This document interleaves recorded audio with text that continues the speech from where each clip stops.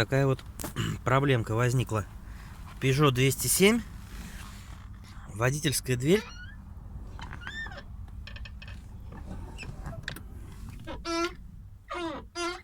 Скрипит.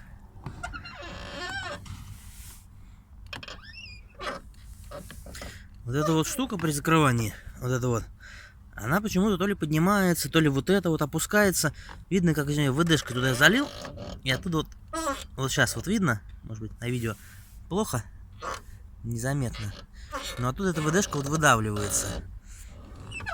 Уже промазал все, и нижние, и верхние петли, и литолом, и ВДшкой. Но что-то ничего не помогает. Поэтому, может, у вас есть какие-то предположения? Болты вроде все крепко затянуто. Во всяком случае, они не выкручиваются, не закручиваются.